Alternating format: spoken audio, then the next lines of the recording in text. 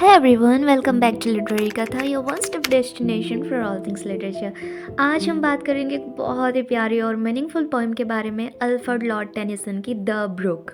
ये पोएम एक छोटी सी स्ट्रीम या फिर एक धारा, इसे ब्रुक भी कहते हैं, ठीक है, यही मीनिंग है। इसके सफ़र को डिस्क्राइब करती है जो माउंटेन्स और वैलीज़ के बीच से फ्लो करते हुए रिवर तक जाती है। लेकिन इस सफ़र में एक डीप मैसेज छुपा है, नेचर की इटर्निटी और ह्यूमन लाइफ की शॉर्ट लिव्ड रियलिटी। तो चलिए इस पोएम का एक ब्रीफ समरी, थीम्स और बैकग्राउंड स्टोरी के साथ शुरू करते हैं। सबसे पहले एक छोटी सी समरी।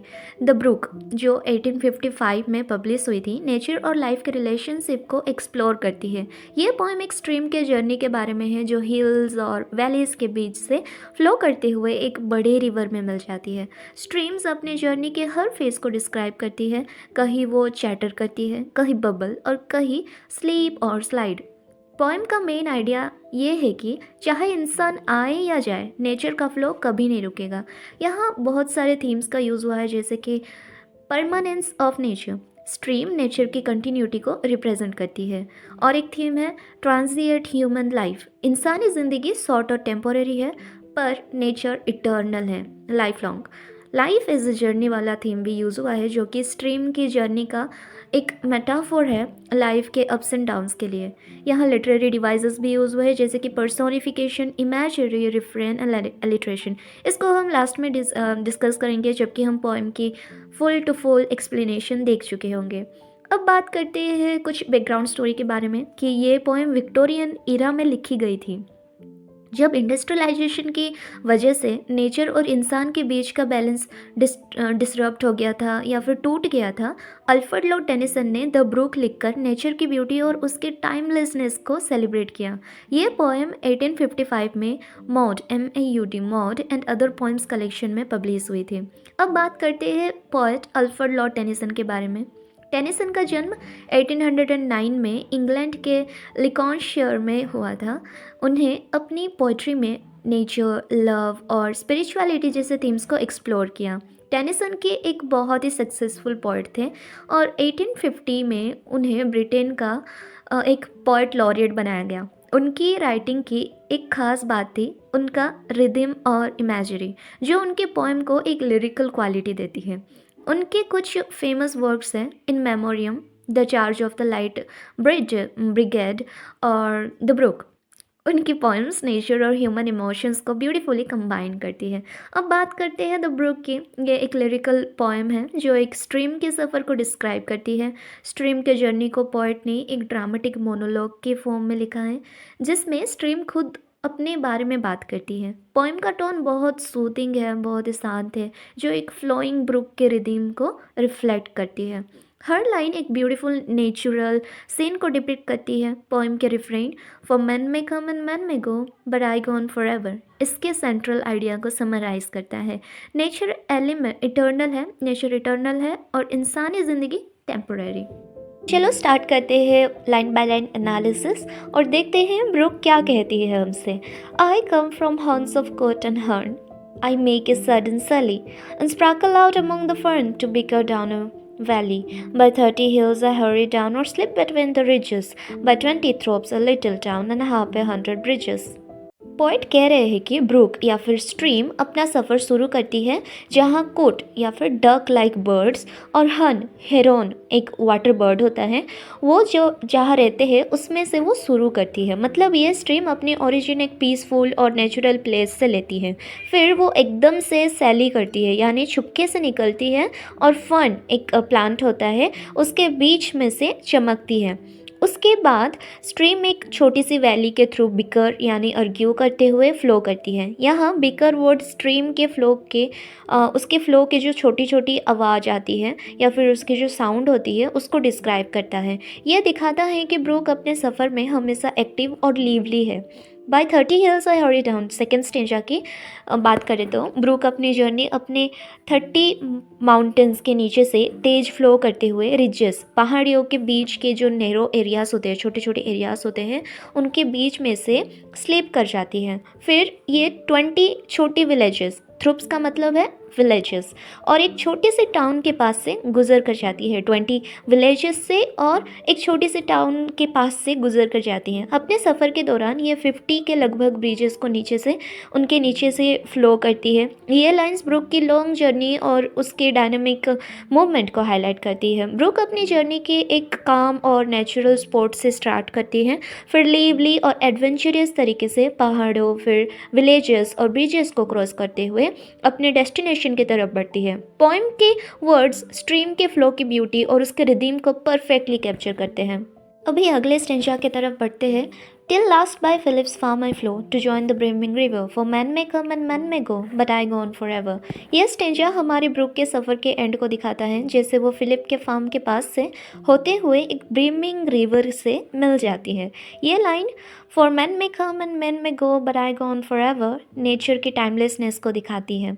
ये कह रहा है कि इंसान आते हैं जाते हैं, लेकिन नेचर का फ्लो कभी नहीं रुकता, वो हमेशा चलता रहता है। चाहे दुनिया में कितने भी चेंजेस आए, नेचर अपने रास्ते पर चल रहा होता है। सब कुछ बदल जाता है, लेकिन वो कभी नहीं रुकता। Next stanza I chatter over stony ways in little surf and troubles. I bubble into eating bays. I bubble on the pebbles. अब यह स्टेंजा ब्रुक के प्लेफुल नेचर को दिखाता है, जैसे वो स्टोनी वेज पे चैटर करती है, फिर बबल करते हुए एडिंग बेस में जाती है और फिर बबल करती है पेबल्स के ऊपर, बेबल करती है पेबल्स के ऊपर। ये सारे words chatter, bubble, babble brook को एक लिविंग एंटिटी की तरह दिखाते हैं, जैसे वो अपने रास्ते में खुश और एनर्जेटिक है। नेचर का ये प्लेफुल और लिवली एलिमेंट हमें बताता है कि वो अपने हर मोमेंट में वाइब्रेंट है और हर चेंज के साथ वो अपने नेचुरल रिदम को फॉलो करते हैं। चलो अगले स्टेंजा की ओर चलते हैं। I fret by many a cups by banks by many a field and fallow and many a fairy foreland set with willow weed and mallow। यहाँ पर ब्रुक अपनी जर्नी को और डिटेल्स में डिस्क्राइब कर रही है। फ्रेड का मतलब है कुछ टेंशन या मूवमेंट, तो यहाँ ब्रुक अपने बैंक्स के साथ ट्विस्ट और टर्न कर रही है। वो कई फील्ड्स यानी खेतों और फैलो लैंड्स जो अभी खाली हैं उनके बीच में से गुजर रही है। फेरी फॉरलैंड एक पोइटिक एक्सप्रेशन है जिसका मतलब है एक मैजिकल और ब्यूटीफुल प्लेस जहाँ पे विलो वीड और मेलो फ्लावर्स उगते हैं। ये लाइन नेचर के पीसफुल और ऑलमोस्ट एन्चेंटिंग एस्पेक्ट्स को बताती है। ये डिस्क्रिप्शन स्ट्रीम्स को सॉफ्ट और जेंटल जर्नी को हाईलाइट करती है। स्टेंजा और एक स्टेंजा चलते हैं। I chatter as I flow to join the brimming river for men may come and men may go but I go on for ever. यहाँ ब्रुक अपने नेचर को और ज़्यादा लिवली और एनर्जेटिक दिखाते हैं। चैटर का मतलब है बोलना या बात करना, लेकिन यहाँ पे वो अपने फ्लो के साथ छोटे म्यूजिकल साउंड्स क्रिएट कर रही है। ये पर्सोनिफिकेशन है जिसमें ब्रुक को एक जिंदा एंटिटी बना गया है जो बात करती है, फिर वो अपनी जर्नी को कंटिन्यू करती है और अपने फाइनल डेस्टिनेशन की तरफ जा रही है, जो है एक बड़ा रिवर। पोएम में ये लाइन बहुत इंपॉर्टेंट है क्योंकि ये टाइमलेसनेस का आइडिया बताती है। Man may come and men may गो, ये वाली line man may come and men may गो का मतलब है कि इंसान की ज़िंदगी टेम्परेरी है, वो आते हैं और जाते हैं, लेकिन नेचर या ब्रुक हमेशा चलती रहेगी, वो कभी नहीं रुकती। इससे नेचर की इटर्नल क्वालिटी को एम्फसाइज किया गया है। अगले स्टेजा की ओर चलते हैं। A wind about and in and out with here a blossom selling and here and there a lusty trot and here and there a growling। यहाँ ब्रुक अपने मोशन को डिस्क्राइब कर रही है जो एक विंडिंग यानी घूमती हुई है। वह अपनी जर्नी के दौरान कुछ खूबसूरत चीज़ों को अपने साथ ले जाती है, जैसे एक खूबसूरत फूल जो उसके साथ सेलिंग कर रही है यानी बह रही है। फिर वह अपने रास्ते में लस्टी ट्रॉट्स और ग्रेलिंग फीस को देख रही है जो मज़ेदार तरीके से स्ट्रीम के अंदर मूव कर रही है। ये इमेज एक लिवली और नेचुरल एनवायरनमेंट को दिखाता है जहाँ लाइफ हर जगह छुपी होती है। अगले stanza and here and there a foamy flake upon me as I travel with many a silvery water break above the golden gravel. यहाँ ब्रुक अपनी जर्नी के दौरान कुछ फॉर्मी फ्लैग्स यानी बबल्स या फ्रॉथ, जो सॉफ का फॉर्म होता है उसको फ्रॉथ भी कहते हैं, वो फ्रॉथ को अपने साथ ले जाती है। ये फोमी फ्लेक्स स्ट्रीम के फ्लो के साथ थोड़े प्लेफुल और लिवली लगते हैं। सिल्वरी वाटर ब्रेक का मतलब है कि एक स्पार्कलिंग वाटर का इफेक्ट जो स्ट्रीम के फ्लो के बीच में होता है।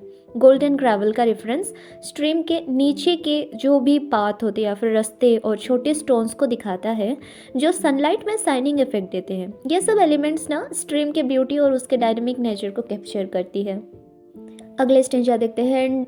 Draw them all along, and draw them all along, and flow to join the brimming river. For men may come and men may go, but I go on forever. ये stanza book के everlasting journey और nature के eternal flow को दिखाता है. I draw them all along का मतलब है कि ब्रुक अपने साथ हर चीज़ को ले जाती है, वो चीज़ें जो उसके रास्ते में आती है, चाहे वो लीव्स हो, ब्लूजम्स हो या फिश हो. पोएम का सबसे इम्पॉर्टेंट मैसेज यही है कि man may come and men may गो. इंसान आते और जाते हैं, लेकिन ब्रुक हमेशा चलती रहेगी, वो कभी रुकती नहीं है. ये लाइन नेचर के परमानेंस को सिंबलाइज करती है. अगले stanza, I still by lone and grassy plots, I slide by hazel covers, I move the sweet forget me nots that grow for happy lovers. फिर ब्रुक अपने रास्ते में लॉन्स और ग्रासी प्लॉट्स के पास उसके पास से गुजरती है. ये इमेज एक पीसफुल और नेचुरल सेटिंग दिखाता है. आई स्लाइड बाय हेजल कवर्स ये बताता है कि ब्रुक अपने रास्ते में नेचुरल ऑब्स्टिकल्स से गुजर रही है, जैसे कि hazel trees. I move the sweet forget me nots ये लाइन एक रोमांटिक और टेंडर इमेज क्रिएट करती है, जहाँ ब्रुक अपने साथ लव और इमोशंस को भी बह के ले जाती है. मतलब ये जो फॉरगेट मी नॉट्स होते हैं, ये जो एक छोटा सा स्रब प्लांट होता है, जो कि अ, उसके पास ना एक छोटा सा पिंक कलर का फ्लावर उगता है. जब भी हम उसे छूते हैं, वो अपने पत्ते को या फिर उसके लीव्स को क्लोज कर देती है. वही फॉरगेट मी नोट्स का फ्लावर एक लव का सिंबलाइज भी होता है. तो फॉरगेट मी नोट्स का सिंबल है लव और मेमोरी, जो लवर्स के लिए खास है. अगले स्टेंजा की ओर चलते हैं. I slip I slide I gloom my glance among my skimming swallows, I make the netted sunbeam dance against my sandy cello.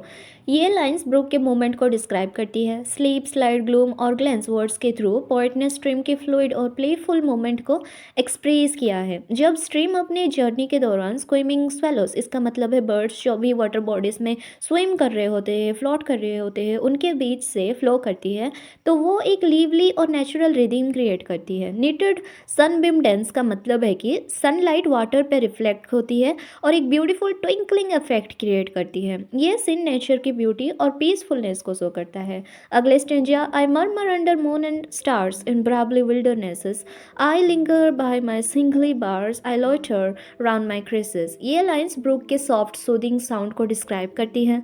Murmur word का यूज़ ये शो करता है कि स्ट्रीम का साउंड एक जेंटल विस्पर की तरह है, जो मूनलाइट और स्टार्स के नीचे और वाइल्ड ब्रैबली एरियाज़ में सुनाई देता है, बहुत सुनसान एरियाज़ में सुनाई देता है. सिगली बार्स और क्रिसेस से ये आइडिया मिलता है कि स्ट्रीम अपने पाथ में नेचुरल ऑब्स्ट्रकल्स या फिर उसके बीच से ना फ्लो करती है, लेकिन वो उन्हें अपने जर्नी का हिस्सा बना लेती है. उनसे टकराती नहीं है, उनसे रुकती नहीं है, पर उनको अपना जर्नी का हिस्सा भी बना लेती है.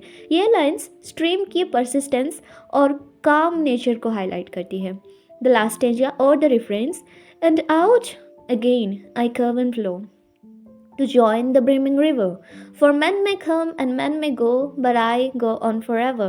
ये लाइंस फिर से स्ट्रीम के इटर्नल नेचर को एम्फसाइज करती है. स्ट्रीम अपनी जर्नी में कर्व्स बनाती है, एक छोटे छोटे ऐसे बेंड होके कर्व्स बनाती है, और फिर रिवर से मिलने के लिए अपना रास्ता कंटिन्यू करती है, अपनी जर्नी कंटिन्यू करती है. यहाँ पोएट इंसान की लाइफ की ट्रांजियंस को कंपेयर करते हैं नेचर के एंडलेस फ्लो से. पोएट इंसान की लाइफ की ट्रांजियंस को कंपेयर करते हैं नेचर के एंडलेस फ्लो से. For men may come and men may go, but I go on for ever का मतलब है कि इंसान अपने टाइम के लिए आते हैं और जाते हैं, लेकिन नेचर का फ्लो कभी नहीं रुकता, वो हमेशा चलने वाला है. ये नेचर की परमानेंस और इंसानी लाइफ की इम्परमानेंस का ब्यूटीफुल कॉन्ट्रास्ट है. तो पोएम की ये जो लाइन्स है, ये ब्रुक के जेंटल और लिवली मोमेंट्स को डिस्क्राइब करती है, जो नेचर की ब्यूटी को शोकेस करती है. स्ट्रीम का जर्नी अपने सराउंडिंग के साथ हार्मनी में दिखाई जाती है, और फाइनल रेफरेंस में ये मैसेज मिलता है कि नेचर का साइकिल कभी नहीं रुकता, वो इटर्नल है. तो ये था अल्फ्रेड लॉर्ड टेनिसन की द ब्रुक. तो हमने ऑलरेडी देख लिए कि हर एक स्टेंजा में ब्रुक किसी ना किसी एक मैप से होके गुजर रही है, किसी स्पेसिफिक जगह की मेंशन की गई है. तो हम उनका एक ना थोड़ा एक छोटा सा मैप बना लेते हैं, ताकि याद करने के लिए आपको बहुत ही ईजी हो जाए. जैसे कि फर्स्ट में स्ट्रीम अपने सफ़र या फिर ब्रुक अपने सफ़र की शुरुआत वहाँ से करती है जहाँ कुट और हन जैसे बर्ड्स रहते हैं, हॉर्न्स ऑफ कुट एंड हर्न्स. फिर sparkles out among the fern, फिर वो फन्स के बीच से निकलती है जिससे चमकती हुई खूबसूरत सिरा. 30 हिल्स स्ट्रीम बहुत सी हिल्स के बीच से तेज भागती है, उनको क्रॉस करती है। स्लीप बिटवीन रिजेस, अगले स्टेंजा में, हाँ, स्लीप बिटवीन रिजेस, कभी वो रिजेस के बीच से स्लीप करती है, अपनी राह ढूंढती है। फिर आता है 20 थ्रोप्स लिटिल टाउन्स, स्ट्रीम छोटे से टाउन्स यानी थ्रोप्स के पास से गुजर जाती है। फिर हाफ ए 100 ब्रिजेस, और फिर वो अधिक से अधिक ब्रिजेस यानी फूलों के नीचे से, पुल के नीचे से भी गुजर के जाती है। क्रब्स, बैंक्स, फील्ड्स एंड फैलोज, फिर वो अपने किनारे में घूमते हुए खेतों और फील्ड्स और बेकार ज़मीन के पास से निकलती है। फेरी, फोरलैंड, विलो वीड, मेलो, स्ट्रीम्स अपने साथ सुंदर प्लांट्स जैसे विलो वीड और मेलो को भी ले जाती है। फिर chatter, babble, bubble and babble, अपने रास्ते में वो चैटर, बबल और बेबल करती है जैसे एक लिवली साउंड हो। Philip's farm, joining brimming river, और अंत में वो फिलिप के फार्म के पास से गुजरकर एक ब्रीमिंग रिवर से मिल जाती है। और फिर गो ऑन फॉर एवर, ये सब होने के बाद भी स्ट्रीम का सफ़र कभी नहीं रुकता, वो हमेशा चलती ही रहती है। ये है ब्रुक का सफ़र, जिसमें हर स्टेप में उसकी जर्नी की ब्यूटी और नेचर के टाइमलेसनेस को अल्फ्रेड लॉर्ड टेनिसन ने दिखाया है। चलिए दोस्तों, अभी लिटरेरी डिवाइसेस की बात करते हैं। फर्स्ट आता है पर्सोनिफिकेशन। पोइट ने ब्रुक को एक इंसान की तरह दिखाया है, जैसे ब्रुक चैटर करती है, बेबल करती है और स्लीप होती है, यानी स्ट्रीम को एक लिविंग बीइंग की तरह पोर्ट्रे किया गया है। फिर आता है इमेजरी। पोएम में बहुत ही विविड डिस्क्रिप्शन दिया गया है, जैसे golden gravel, silvery water break और ब्रीमिंग रिवर। इन लाइन से एक नेचुरल सीन हमारे दिमाग में बन जाता है, जैसे हम ब्रुक की जर्नी को देख रहे हो। रिफ्रेन, एक लाइन जो बार बार रिपीट होता है, for men may come and men may go but I go on for ever. इससे पोइम का मेन थीम हाईलाइट होता है, नेचर की इटर्निटी और इंसानी ज़िंदगी की इनपरमानेंस। फिर आता है एलिट्रेशन, एक रिदमिक इफेक्ट क्रिएट करने के लिए पोइट ने सेम स्टार्टिंग साउंड्स का यूज़ किया है, जैसे slip, slide and bubble and babble. ये पोइम को और थोड़ा म्यूज़िकल बनाता है। फिर आता है ओनोमाटोपी, जो कि है इमिटेशन ऑफ साउंड्स, ऐसे वर्ड्स जो साउंड्स इमिटेट करते हैं, जैसे चैटर, बेबल और मरमर। ये डायरेक्टली ब्रुक की आवाज़ सुनने का फील देते हैं। फिर आता है सिंबलिज्म। ब्रुक की जर्नी लाइफ का एक मेटाफोर है, उसे ट्विस्ट एंड टर्न्स लाइफ के अप्स एंड डाउन्स को रिप्रेजेंट करता है। कॉन्ट्रास्ट, एक और इंटरेस्टिंग चीज़ है कि ब्रुक की इटर्नल फ्लो को इंसानी लाइफ की शॉर्ट लिव्ड नेचर के साथ कॉन्ट्रास्ट दिखाया गया है। फिर आता है मेटाफोर। पूरी ब्रुक की जर्नी एक मेटाफोर है, पूरा का पूरा लाइफ और टाइम के लिए, फ्लो के लिए ये जो मेटाफोर को यूज़ किया है पोएट ने। फिर आता है मूड और टोन। मूड और टोन की बात करें तो पोएम का टोन बहुत पीसफुल है और बहुत ज़्यादा ही रिफ्लेक्टिव है, और मूड एकदम सीरीन है, जो नेचर की कामनेस को रिफ्लेक्ट करती है। फिर आती है रिपीटेशन की बात करते हैं, तो आई गॉन फॉर एवर और आई चैटर चैटर जैसे फ्रेज बार बार रिपीट होते हैं, जो कंटिन्यूटी और रिदीम को एम्फसाइज करते हैं। तो दोस्तों, ये लिटरेरी डिवाइसेस पोएम को एक और इंगेजिंग बनाते हैं और हमें एक डीपर अंडरस्टैंडिंग देते हैं कि नेचर और लाइफ की कितने इंटरकनेक्टेडनेस है। आपको कौन सा डिवाइस सबसे इंटरेस्टिंग लगा, कमेंट्स में ज़रूर बताएं। चलिए, आज के लिए बस इतना ही, क्योंकि बहुत ही लंबा हो गया है पोएम का ये जो वीडियो है। तो नेक्स्ट एपिसोड में हम बात करेंगे एमिली डिकिंसन की एक बहुत ही अच्छी poem, because I could not stop for that. तो मिलते हैं अगले एपिसोड में। थैंक यू फॉर वॉचिंग, और जाने से पहले प्लीज़ सब्सक्राइब कर लो, लाइक करो और शेयर करो, और अगर आपको नोट्स चाहिए तो आप टेलीग्राम ग्रुप में ज्वाइन कर सकते हो। Thank you.